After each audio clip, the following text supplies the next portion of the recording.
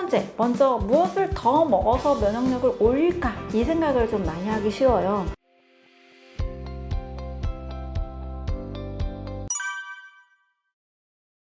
면역력이 약한 상태에서는 과일도 좋고요. 해조류나 버섯류나 또 이제 소화가 잘 되는 그런 곡식을 좀 소량 드시는 것이 좋은데요.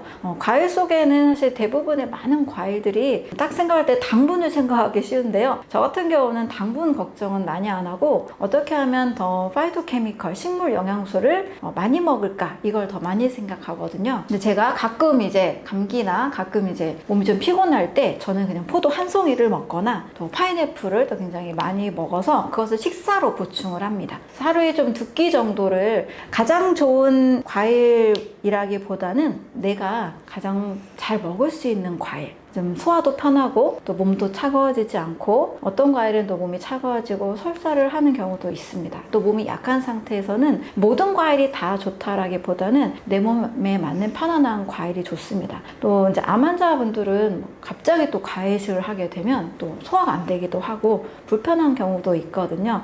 이럴 때는 좀 바나나 정도 좀 소량씩 바나나 좀 먹으면서 또 포도도 좀 소량부터 시작하는 것이 좋습니다. 그래서 과일에 있는 그런 껍질 속에는 그 다양한 안토시아닌, 폴리페놀 이런 식물 영양소가 있기 때문에 내가 먹을 수 있는 과일을 선택하는 것이 더 좋다라고 볼 수 있습니다. 어떤 경우에는 베리류 과일이 항산화 성분이 많아서 블루베리, 아로니아, 아사이베리 이런 과일들을 드시기도 하는데요. 베리류에 많이 들어있는 폴리페놀 많이 섭취하는 것은 도움이 됩니다. 네, 몸의 이제 면역력에 대해서 이제 신경을 쓸 때는 첫 번째, 먼저 무엇을 더 먹어서 면역력을 올릴까? 이 생각을 좀 많이 하기 쉬워요. 어떤 분은 면역력이 약할 때 고기 먹어야 된다. 이렇게 또 고기를 또 판매하는 곳에서 면역력이 떨어졌을 때는 고기 먹어야 된다. 이렇게 하기도 하고 뭘 더 먹을까를 생각을 하는데요. 내 몸에 왜 면역력이 떨어졌을까를 생각할 때 저는 첫 번째, 독소 먼저 체크해 보는 것이 더 중요하다고 봅니다. 면역력이 떨어졌다는 것은 몸에 뭔가 좀 이상이 있는 상태고 그거에는 요인이 있거든요. 대부분의 사람들이 이제 관리하지 않는 것은 독소 관리입니다. 대부분의 사람들이 운동이나 여러 가지 물이나 이런 것들은 잘 관리하시는 데 비해서 독소 관리는 잘 하지 않고 있습니다. 왜 몸이 좀 피곤하고 면역력이 떨어졌을까 해서 뭘 더 먹을까 보다는 내 몸에 얼마나 독이 쌓였을까 좀 해독하는 것에 조금 더 집중을 하는 것이 더 좋습니다. 그래서 홍삼이나 여러 단백질 식품들을 또 면역력을 위해서 드시기도 하는데요. 먼저 좀 충분한 해독에 좋은 음식, 신선한 음식, 수분이 많은 음식, 살아있는 음식, 효소가 많은 음식 이것을 좀 더 먼저 선택하시는 것이 더 건강관리에 빠른 지름길이라고 볼 수 있습니다. 예전에 만약에 면역력이 떨어져서 내 식습관을 돌아보니까 고기도 너무 많이 먹고 빵도 너무 많이 먹고 라면, 인스턴트 그런 또 외식을 또 배달 음식이나 이런 외식을 거의 위주로 했다라고 이제 생각이 드신다면 먼저 이런 음식들을 먹었을 때 내 몸이 상당히 정말 독소도 많이 쌓여 있고 혈액의 상태도 깨끗하지 않을 것이고 간 기능도 굉장히 떨어져 있을 수 있습니다. 이 상태에서 홍삼을 먹어서 면역력을 올려주는 방법을 선택하기보다는 먼저 좀 씻어내고 해독을 하고 나면 나중에 그 후에 홍삼을 드셨을 때 홍삼에 들어있는 여러 면역력에 도움이 되는 성분들이 훨씬 더 작용을 잘할 거라고 생각을 합니다. 그래서 먼저 좀 배출, 해독에 좋은 식사를 좀 한 다음에 그 다음에 또 면역력을 올려주는 음식을 선택하는 것도 좋겠죠. 또 최소한 같이 병행하는 것이 더 좋을 것 같습니다. 네, 암 치료의 가장 중요한 핵심은 너무 여러 가지가 있겠지만 만약에 음식 측면에서 본다라면 해독에 좋은 음식, 특히 몸에서 가장 중요한 장기라고 할 수 있는 간의 기능을 올려주는 음식이 좋습니다. 간은 너무나 많은 일을 하고 있기 때문에 사실 간이 완벽하게 건강해요 그렇게 말하시는 사람은 아마 없을 거예요. 하지만 최선의 건강을 추구하자는 거죠. 암 환자들은 이제 가장 중요한 게 사실 간 기능이 대부분 떨어져 있는 상태에서 암에 걸리기가 쉽습니다. 간의 기능을 올려줄 수 있는 가장 좋은 방법은 해독에 좋은 음식을 섭취하는 것, 또 간에 꼭 필요한 영양이 담겨 있는 음식을 섭취하는 것이 가장 우선시해야 된다라고 봅니다. 독일의 수많은 환자들을 치료했던, 특히 당시 불치병이었던 피부 결핵이나 또 말기 암 환자들을 무려 100년 전에 완치를 했던 굉장히 치료 사례가 많은 독일의 의사 이 막스 거슨이라는 사람이 있습니다.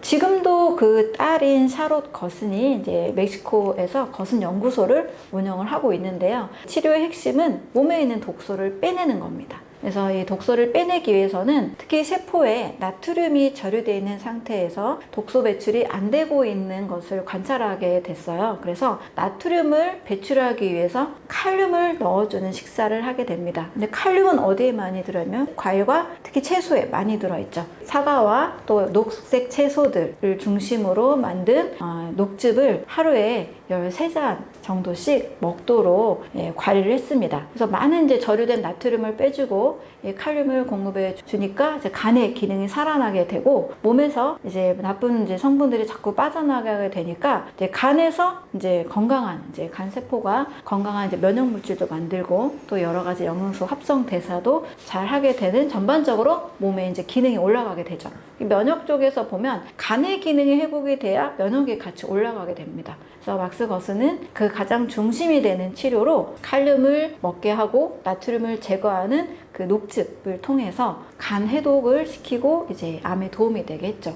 녹즙 안에는 간 건강에 꼭 필요한 비타민, A, C, E, 항산화 비타민이라고 하죠. 이런 비타민이나 또 다양한 미네랄들, 또 식물 영양소들이 많이 있기 때문에 이 간 기능에 굉장히 이 녹즙이 효과적으로 보고 있습니다. 림프라는 것은 림프 순환, 림프절 이런 걸로 좀 들어보셨을 텐데요. 감기만 걸려도 이 목 주변에 붓는 것들, 이렇게 동그랗게 뭔가 만져지는 것들이 있죠. 이게 바로 림프절입니다. 또 림프 순환이라는 것이 혈액 순환하고 같이 이해하시면 좋은데요. 혈액을 통해서 우리가 산소와 영양소를 공급한다는 것을 알고 있습니다. 근데 노폐물 배출은 바로 지용성 물질과 몸에서 불필요한 그런 노폐물 배출은 림프 순환을 통해서 배출이 됩니다. 그래서 림프가 막혔다라는 것은 노폐물 배출이 잘 되지 않고 있다는 거죠. 림프가 부었다라는 것은 림프절에 있는 면역 세포들이 굉장히 지금 열심히 싸워주고 있다는 거예요. 몸에서 지금 이물질과 많은 전쟁을 하고 있다는 겁니다. 혈액순환은 우리가 심장박동을 통해서 온몸에 모세혈관까지 혈액을 보내주고 있잖아요. 그런데 림프는 밀어주는 게 없다 보니까 운동을 통해서만 림프 순환이 됩니다. 그래서 운동을 통해서 움직여줘야만이 림프 순환이 되고 또는 마사지를 통해서 림프가 제대로 순환이 됩니다. 노폐물들이 잘 배출이 되고 또 지용성 영양소들이 또 운반하는 그런 통로로 림프 순환을 이해하시면 되겠습니다. 림프 순환이 잘 안 되면 이제 노폐물 배출이 잘 안 되는 거예요. 또 지용성 영양소들이 림프를 통해서 많이 이동을 하기 때문에 또 지용성 영양소들이 비타민, A, D, E, K 이런 것들은 지용성 영양소로 알려져 있거든요. 근데 이런 영양소들은 또 면역력과 관련이 돼 있고 면역 세포들을 건강하게 만드는데 림프 순환이 안 된다. 그럼 면역력도 떨어지게 되고 몸에 독소가 많이 쌓이게 됩니다. 림프 순환은 움직여야만 림프가 순환이 되기 때문에 이 림프절도 움직일 수밖에 없는 이 팔다리의 사타구니 쪽에 많이 몰려 있습니다. 그래서 움직이는 것밖에 없고요. 또 내가 스스로 움직이느냐 또는 외부적으로 움직이는 것, 또 외부적으로 움직이는 것은 마사지를 통해서도 림프 순환이 되죠. 그래서 마사지를 잘 받고 나면 부종이 빠지기도 하고 몸이 좀 달라지기도 하는 변화가 바로 림프 순환을 통해서 노폐물 배출을 도와줬기 때문입니다.